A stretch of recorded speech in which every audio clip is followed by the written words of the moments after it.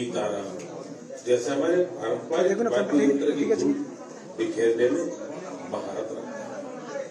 गुलाम मोहम्मद जाज, मोआ सुल्तान, सिंगोर को खानाऊ, मुनि वेंकटप्पा और मंगल कांति राय, ऐसे कितने ही नाम हैं जिनकी चारों तरफ चर्चा हो गई।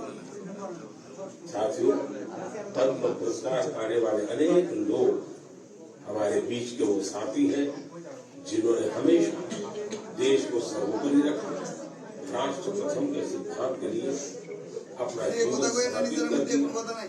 वो सेवा भाव से अपने काम में लगे रहे और इसके लिए उन्हें कभी किसी पुरस्कार की आशा नहीं की। वो जिनके लिए काम कर रहे हैं उनके चेहरे का संतोष ही उनके लिए सबसे बड़ा अवार्ड। ऐसे समर्पित लोगों को सम्मानित करके हम देशवासियों का गौरव बढ़ाते। मैं सभी पद्म पुरस्कार विजेताओं के नाम भले ही यहाँ नहीं ले पाऊं, लेकिन आपसे मेरा आग्रह जरूर है, आप पद्म पुरस्कार पाने वाले इन महानुभावों के प्रेरक जीवन के विषय में विस्तार से जाने और औरों को भी बताएं। साथियों, आज जब हम आजादी के अमृत महोत्सव के दौरान गणतंत्र दिवस की चर्चा कर रहे हैं, तो मैं यहाँ एक दिलचस्प किताब का भी जिक्र करूंगा। कुछ हफ्ते पहले ही मुझे मिली इस बुक में एक बहुत ही इंटरेस्टिंग सब्जेक्ट पर चर्चा की। इस बुक का नाम India the mother of democracy है और इसमें कई बेहतरीन एसेज हैं। भारत दुनिया का सबसे बड़ा लोकतंत्र है और हम भारतीयों को इस बात का गर्व भी है कि हमारा देश मदर ऑफ डेमोक्रेसी भी है। लोकतंत्र हमारी रगों में है, हमारी संस्कृति में है। सदियों से ये हमारे कामकाज का भी अभिन्न हिस्सा है। स्वभाव से हम एक डेमोक्रेटिक सोसाइटी है। डॉक्टर अम्बेडकर ने बौद्ध भिक्षु संघ की तुलना भारतीय संसद से की थी। उन्होंने उसे एक ऐसी संस्था बताया था जहां मोशंस, डिसॉल्यूशंस, कोरम, वोटिंग और वोटों की गिनती के लिए कई नियम थे। बाबा साहब का मानना था कि भगवान बुद्ध को इसकी प्रेरणा उस समय की राजनीतिक व्यवस्थाओं से मिली होगी। इंदौर में एक छोटा लेकिन चर्चित गांव है उदीर नेहरू। यहाँ 1100-1200 साल पहले का एक शिलालेख दुनिया भर को अचंभित कर। यह शिलालेख एक मिनी कॉन्स्टिट्यूशन की तरह है। इसमें विस्तार से बताया गया है कि ग्राम सभा का संचालन कैसे होना चाहिए और उसके सदस्यों के चयन की प्रक्रिया क्या है। हमारे देश के इतिहास में डेमोक्रेटिक वैल्यूज का एक और उदाहरण है 12वीं सदी के भगवान बसवेश्वर का अनुभव मंडप। यहाँ फ्री डिबेट और डिस्कशन को प्रोत्साहन दिया जाता है। आपको ये जानकर हैरानी होगी कि हम मागना कार्टा से भी पहले की बात है वारंगल काकीय वंश के राजाओं की गणतांत्रिक परंपराएं भी बहुत प्रसिद्ध थी।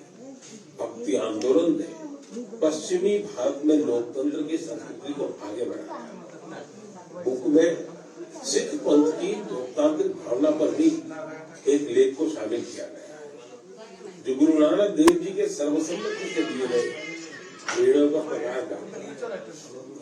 मध्य भारत की उराव और मुंडा जनजातियों में कम्युनिटी ड्रिवन और कॉन्सेंसस ड्रिवन डिसीजन पर भी इस किताब में अच्छी जानकारी है। आप इस किताब को पढ़ने के बाद महसूस करेंगे कि कैसे देश के हर हिस्से में सदियों से लोकतंत्र की भावना प्रवाहित होती रही है। मतलब डेमोक्रेसी के रूप में हमें निरंतर इस विषय का गहन चिंतन भी करना चाहिए, चर्चा भी करना चाहिए और दुनिया को अवगत भी कराना चाहिए। इससे देश में लोकतंत्र की भावना और प्रगाढ़ होगी। मेरे प्यारे देशवासियों, अगर मैं आपसे पूछूं कि योग दिवस और हमारे विभिन्न तरह के मोटे अनाजों मिलेट्स में क्या कॉमन है? आप सोचेंगे ये भी क्या तुलना हुई? अगर मैं आपसे कहूं कि दोनों में काफी कुछ कॉमन है तो आप हैरान हो जाएंगे। दरअसल संयुक्त राष्ट्र ने इंटरनेशनल योगा डे और इंटरनेशनल ईयर ऑफ मिलेट्स दोनों का ही निर्णय भारत के प्रस्ताव के बाद लिया है। दूसरी बात ये कि योग भी स्वास्थ्य से जुड़ा है और मिलेट भी सेहत में महत्वपूर्ण भूमिका निभाता है। तीसरी बात महत्वपूर्ण है, दोनों ही अभियानों में जन भागीदारी की वजह से क्रांति आ रही है। जिस तरह लोगों ने व्यापक स्तर पर सक्रिय भागीदारी करके योग और फिटनेस को अपने जीवन का हिस्सा बनाया है, उसी तरह मिलेट्स को भी लोग बड़े पैमाने पर अपना रहे हैं। लोग अब मिलेट्स को अपने खान पान का हिस्सा बना रहे हैं। इस बदलाव का बहुत बड़ा प्रभाव भी दिख रहा है। इससे एक तरफ वो छोटे किसान बहुत उत्साहित है जो पारंपरिक रूप से मिलेट्स का उत्पादन करते थे। वो इस बात से बहुत खुश है कि दुनिया अब मिलेट्स का महत्व समझने लगी है। दूसरी तरफ एफपीओ और एंटरप्रेन्योर्स ने मिलेट्स को बाजार तक पहुंचाने और उसे लोगों तक उपलब्ध कराने के प्रयास शुरू कर दिए। आंध्र प्रदेश के नांदियाल जिले के रहने वाले केवी रामा सुब्बा रेड्डी जी ने मिलेट्स के लिए अच्छी खासी सैलरी वाली नौकरी छोड़ दी। माँ के हाथों से बने मिलेट्स के पकवानों का स्वाद कुछ ऐसा रचा बसा था कि इन्होंने अपने गांव में बाजरे की प्रोसेसिंग यूनिट ही शुरू कर दी। सुब्बा रेड्डी जी लोगों को बाजरे के फायदे भी बताते हैं और उसे आसानी से उपलब्ध भी कराते हैं। महाराष्ट्र में अलीबाग के पास केनाड गांव की रहने वाली शर्मिला ओसवाल जी पिछले 20 साल से मिलेट्स की पैदावार में यूनिक तरीके से योगदान दे रही है।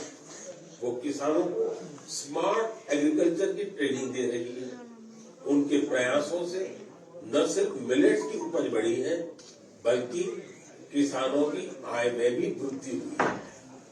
अगर आपको छत्तीसगढ़ के रायगढ़ जाने का मौका मिले तो यहाँ के मिलेट्स कैफे जरूर जाइएगा। कुछ ही महीने पहले शुरू हुए इस मिलेट्स कैफे में चीला, डोसा, मोमोज, पिज्जा और मंचूरियन जैसे आइटम खूब पॉपुलर हो रहे हैं। मैं आपसे एक और बात पूछूं, आपने एंटरप्रेन्योर शब्द सुना होगा, लेकिन क्या आपने मिलेटप्रेन्योर सुना है क्या? उड़ीसा की मिलेटप्रेन्योर्स आजकल खूब सुर्खियों में है। आदिवासी जिले सुंदरगढ़ की करीब 1,500 महिलाओं का self help group Odisha millets mission से जुड़ा हुआ है।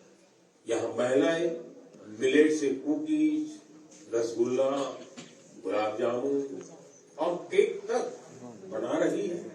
बाजार में इनकी खूब डिमांड होने से महिलाओं की आमदनी भी बढ़ रही है।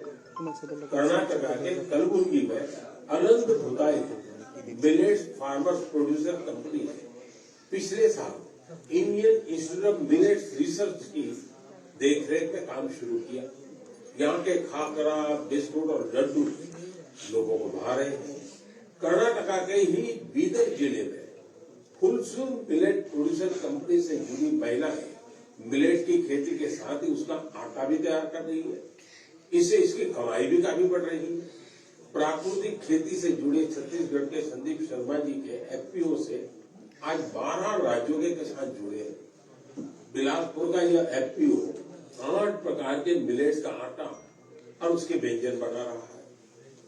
साथियों, आज हिंदुस्तान के कोने कोने में G20 की समिट्स लगातार चल रही है और मुझे खुशी है कि देश के हर कोने में जहां भी G20 की समिट हो रही है, मिलेट से बने पौष्टिक और स्वादिष्ट व्यंजन उसमें शामिल होते हैं। यहाँ बाजार से बनी खिचड़ी, पोहा, खीर और रोटी के साथ ही रागी से बने पायसम, पूरी और डोसा जैसे व्यंजन भी परोसे जाते हैं। G20 के सभी वेन्यूज पर मिलेट एग्जीबिशन में मिलेट से बनी हेल्थ ड्रिंक, सीरियल्स और नूडल्स को शोकेस किया गया। दुनिया भर में इंडियन मिशंस भी इनकी लोकप्रियता बढ़ाने के लिए भरपूर प्रयास कर रहे हैं। आप कल्पना कर सकते हैं कि देश का ये प्रयास और दुनिया में बढ़ने वाली मिलेट की डिमांड हमारे छोटे किसानों को कितनी ताकत देने वाली है। मुझे देखकर भी अच्छा लगता है कि आज जितने तरह की नई नई चीजें मिलेट से बनने लगी हैं, वो युवा पीढ़ी को भी उतनी ही पसंद आ रही है। इंटरनेशनल ईयर ऑफ मिलेट की ऐसी शानदार शुरुआत के लिए और उसको लगातार आगे बढ़ाने के लिए मैं मन की बात के श्रोताओं को भी बधाई देता हूँ। मेरे प्यारे देशवासियों, जब आपसे कोई टूरिस्ट हब गोवा की बात करता है तो आपके मन में क्या ख्याल आता है?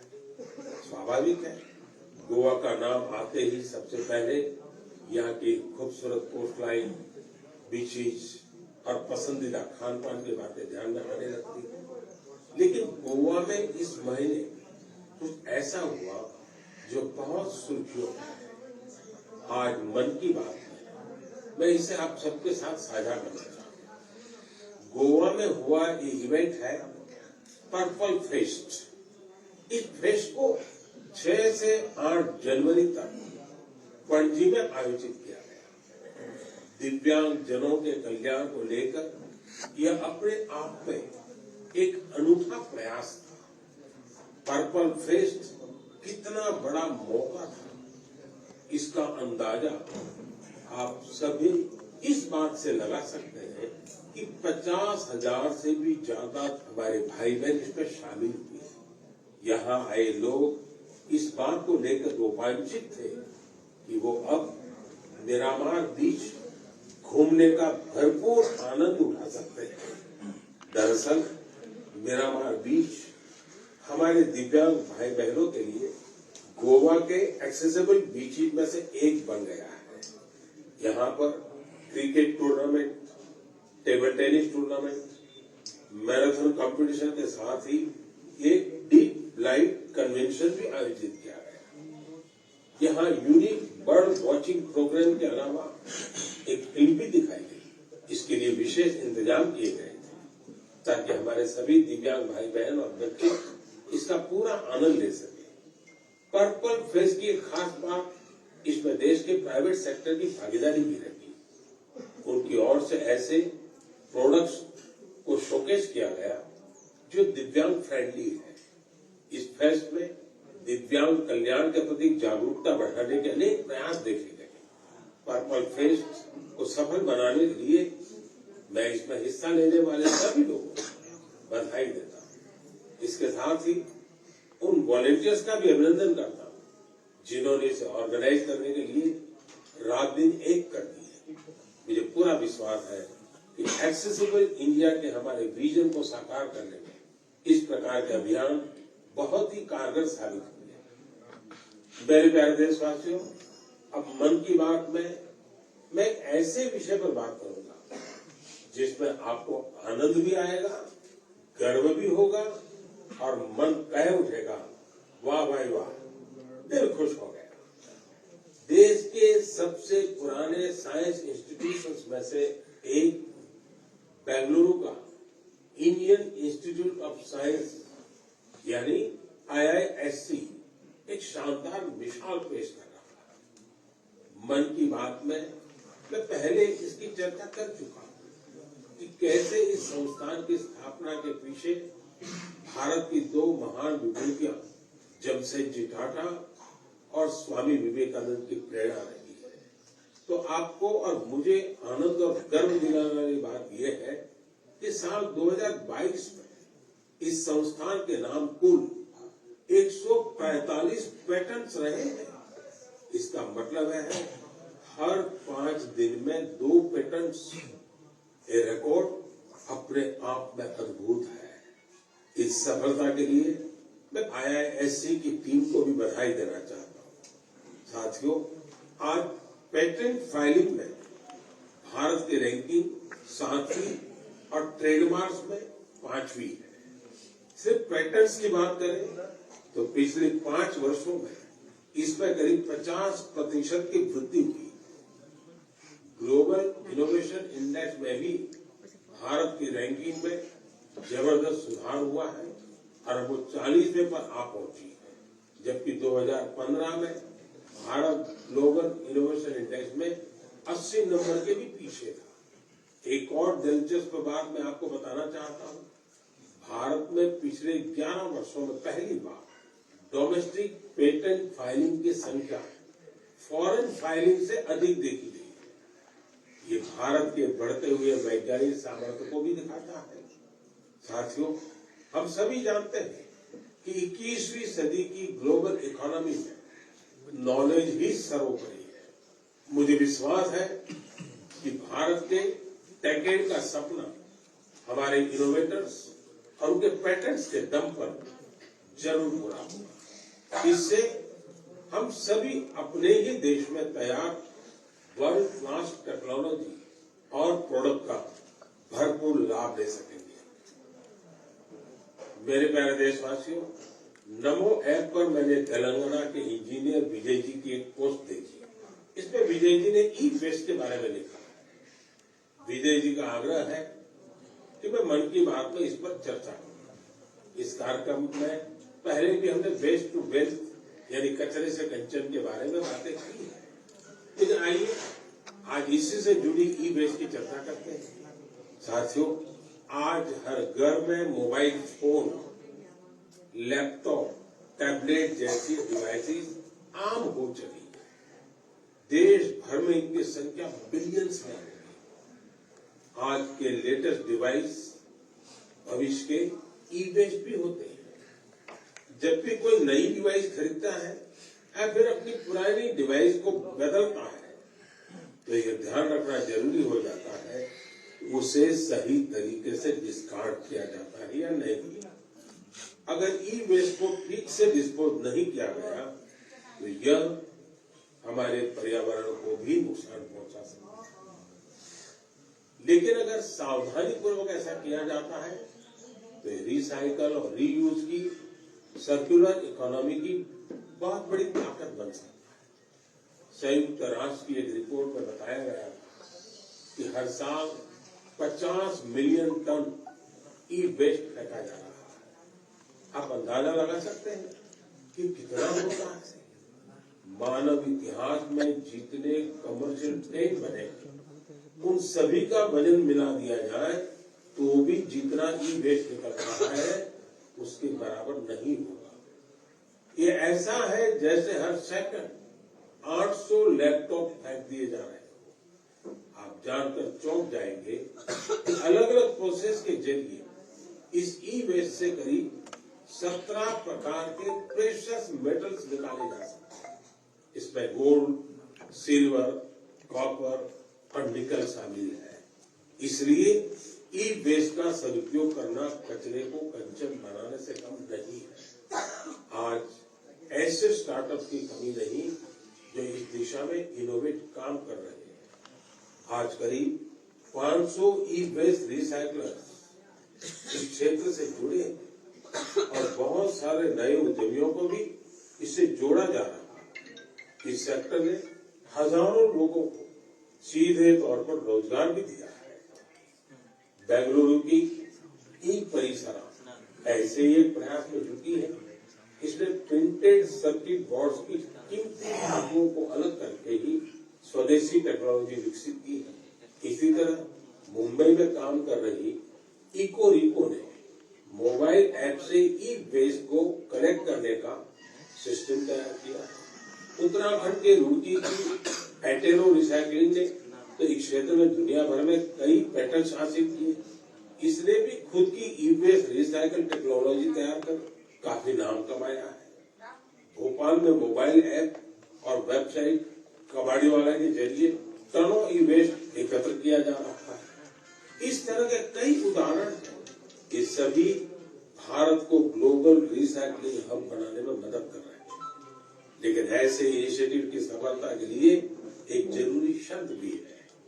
वो ये है कि ई वेस्ट के निपटारे से सुरक्षित उपयोगी तरीकों के बारे में लोगों को जागरूक करते रहना होगा। ई वेस्ट के क्षेत्र में काम करने वाले बताते हैं कि अभी हर साल सिर्फ 15-17% ई वेस्ट को ही रिसाइकल किया जा रहा है। मेरे प्यारे देशवासियों, आज पूरी दुनिया में क्लाइमेट चेंज और बायोडायवर्सिटी के संरक्षण की बहुत चर्चा है। इस दिशा में भारत के ठोस प्रयासों के बारे में हम लगातार बात करते रहे। भारत ने अपने वेटलैंड्स के लिए जो काम किया है वो जानकर आपको भी बहुत अच्छा लगेगा। कुछ श्रोता सोच रहे होंगे कि वेटलैंड्स क्या होता है। वेटलैंड साइट्स यानी वो स्थान जहां दलदली मिट्टी जैसी जमीन पर साल भर पानी जमा रहता है। कुछ दिन बाद 2 फरवरी को ही वर्ल्ड वेटलैंड डे है। हमारी धरती के अस्तित्व के लिए वेटलैंड बहुत जरूरी है, क्योंकि इन पर कई सारे पक्षी, जीव जंतु निर्भर करते हैं। ये बायोडायवर्सिटी को समृद्ध करने के साथ फ्लड कंट्रोल और ग्राउंड वाटर रिचार्ज को भी सुनिश्चित करते हैं। आप में से बहुत लोग जानते होंगे रामसर साइट्स ऐसे वेटलैंड्स होते हैं जो इंटरनेशनल इंपॉर्टेंस के हैं। वेटलैंड भले ही किसी देश में हो, लेकिन उन्हें अनेक मापदंडों को पूरा करना होता है, तब जाकर उन्हें रामसर साइट्स घोषित किया जाता है। रामसर साइट्स में 20,000 या उससे अधिक वाटर बर्ड्स होने चाहिए। स्थानीय मछली की प्रजातियों का बड़ी संख्या में होना जरूरी है। आजादी के 75 साल पर अमृत महोत्सव के दौरान रामसर साइट से जुड़ी एक अच्छी जानकारी भी मैं आपके साथ शेयर करना चाहता हूं। हमारे देश में अब रामसर साइट्स की कुल संख्या 75 हो गई है, जबकि 2014 के पहले देश में सिर्फ 26 रामसर साइट्स थी। इसके लिए स्थानीय समुदाय बधाई के पात्र है, जिन्होंने इस बायोडायवर्सिटी को संजो कर रखा है।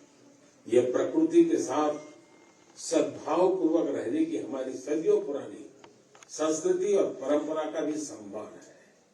भारत के ये वेटलैंड्स हमारी प्राकृतिक सामर्थ्य का भी उदाहरण है। ओडिशा की चिल्का झील को 40 से अधिक वाटर बर्ड स्पीसीज को आश्रय देने के लिए जाना जाता है। कैबुल लमजाम लोकटाक को स्वयं डियर का एकमात्र नेचुरल हैबिटेट माना जाता है। तमिलनाडु के वेठांगल को 2022 में रामसर साइट घोषित किया गया। यहाँ की बर्ड पॉपुलेशन को संरक्षित करने का पूरा श्रेय आसपास के किसानों को जाता है। कश्मीर में पंजाब नाग समुदाय एनुअल फ्रूट ब्लॉसम फेस्टिवल के दौरान एक दिन को विशेष तौर पर गांव के झरने की साफ सफाई में लगाता है। वर्ल्ड रामसर साइट में अधिकतर यूनिक कल्चरल हेरिटेज भी है। मणिपुर का लोकटाक और पवित्र झील रेणुका से वहां की संस्कृतियों का गहरा जुड़ाव रहा है। इसी प्रकार संभार का नाता मां दुर्गा के अवतार शाकंभरी देवी से भी है। भारत में वेटलैंड्स का विस्तार उन लोगों की वजह से संभव हो पा रहा है जो रामसर साइट के आसपास रहते हैं। मैं ऐसे सभी लोगों की बहुत सराहना करता हूं। मन की बात के श्रोताओं की तरफ से उन्हें शुभकामनाएं देता हूं। मेरे प्यारे देशवासियों, इस बार हमारे देश में खासकर उत्तर भारत में खूब कड़ाके की सर्दी पड़ी। इस सर्दी में लोगों ने पहाड़ों पर बर्फबारी का मजा भी खूब लिया।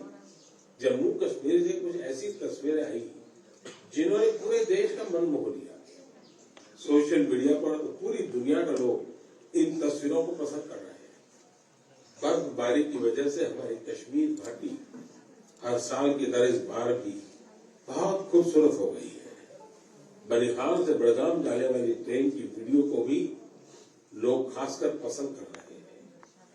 खूबसूरत बर्फबारी, चारों ओर सफेद चादर सी बर्फ, लोग कह रहे हैं ये दृश्य परिलोक की कथाओं सा लग रहा है। कई लोग कह रहे हैं कि किसी विदेश की नहीं बल्कि अपने ही देश में कश्मीर की तस्वीर है। एक सोशल मीडिया यूजर ने लिखा है कि स्वर्ग इससे ज्यादा खूबसूरत और क्या होगा।